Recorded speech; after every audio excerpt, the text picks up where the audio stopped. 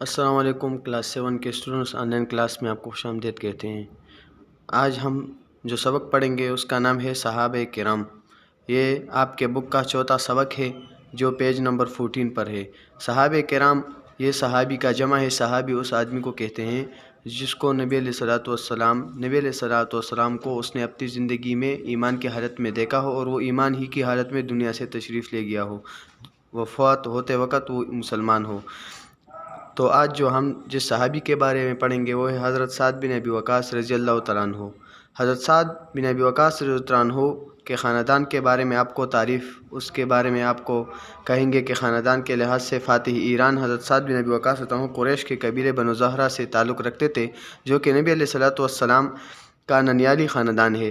آپ رضی اللہ عنہ ہجرت مدینہ سے 30 برس قبل پیدا ہوئے۔ آپ کے والد کا نام مالک بن وہیب تھا، لیکن آپ اپنی کنیت ابو وقاص سے مشہور ہے۔ قبول اسلام حضرت سعد رضی اللہ عنہ 17 سال کی عمر میں حضرت ابوبکر رضی اللہ عنہ کی دعوت پر مسلمان ہوئے۔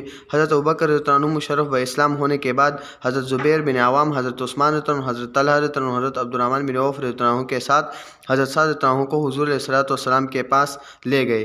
آپ صلی اللہ علیہ وسلم نے قرآن سنایا، اسلام کا حق ہونا ثابت کیا اور انہیں اسلام کی دعوت دی،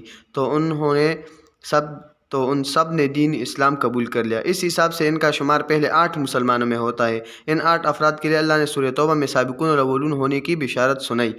آپ رضی اللہ عنہ کے اسلام قبول کرنے پر آپ رضی اللہ عنہ کی والدہ نے قسم کھائی کہ نہ سعد سے بات کروں گی، نہ کھاؤں گی، نہ پیوں گی اس کے ساتھ، یہاں تک کہ وہ اپنا دین چھوڑ دے۔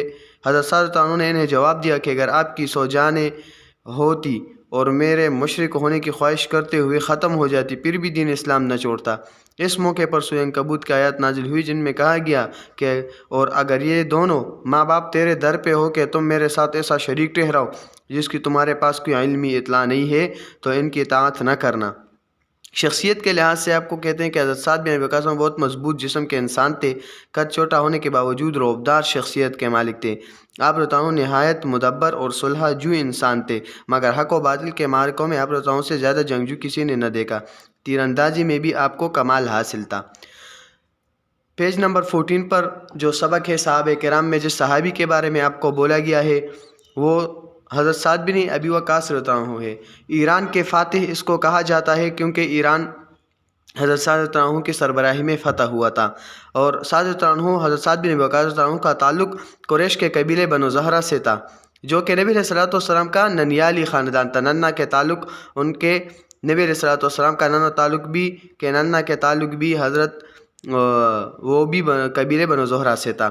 آپ رضی اللہ عنہ ہجرت مدینہ سے 30 برس قبل پیدا ہوئے، یعنی نبی علیہ الصلوۃ والسلام نے ہجرت کرنے سے پہلے جو ہجرت کیا تھا اس سے 30 سال پہلے سعد بن ابی وقاص پیدا ہوئے تھے، اور آپ کا والد کا نام مالک بن وہیب تھا، لیکن آپ اپنی کنیت ابو وقاص سے مشہور ہوئے۔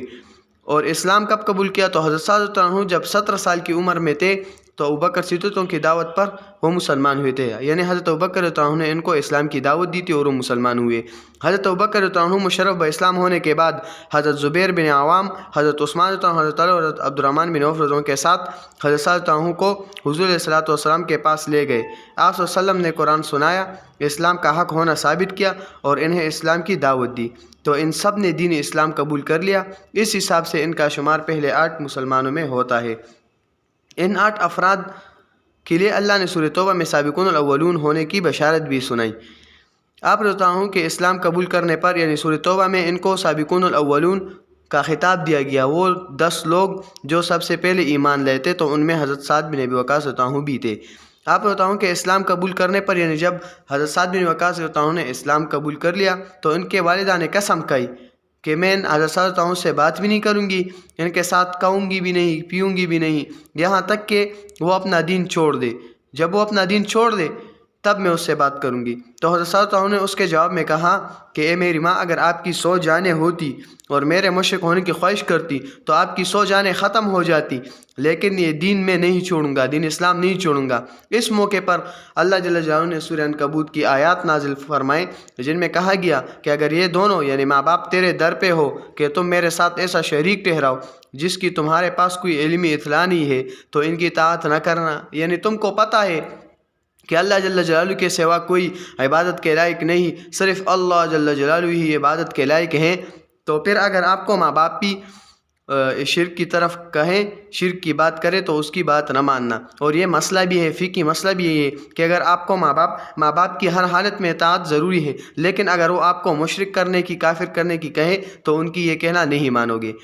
اور پھر حضرت سادتوں کی شخصیت کے بارے میں کہتے ہیں کہ حضرت سعد بن وقاص بہت مضبوط جسم والے تھے، لیکن قد ان کا چھوٹا تھا، اس کے باوجود بہت رعبدار تھے، یعنی لوگ ان سے ڈرا کرتے تھے، رعبدار شخصیت کے مالک تھے۔ آپ بتاؤں نہایت مدبر اور سلجھو انسان تھے، یعنی آپ بتاؤں انتہائی مدبر کا مطلب یہ ہے کہ تکبر نہیں کیا کرتے تھے، تدبر اختیار کیا کرتے تھے، اور سلجھو انسان تھے، لڑائی کو پسند نہیں کیا کرتے تھے، صلح کو پسند کیا کرتے تھے، لوگوں کے درمیان صلح کیا کرتے تھے، مگر حق و باطل کے معرکوں میں یعنی عزووں میں، جنگوں میں آپ بتاؤں سے زیادہ جنگجو کسی نے نہ دیکھا۔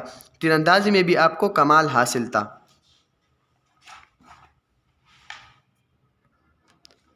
تو یہ آج کا سبق تھا حضرت سعد بن ابی وقاص رضی اللہ تعالیٰ عنہ، جو کہ سبق نمبر 4 ہے، پیج نمبر 14 پر۔ ان کی تعارف، ان کے خاندان کے بارے میں، قبول اسلام کیسے ہوا اور وہ کیسے شخصیت کے حامل تھے۔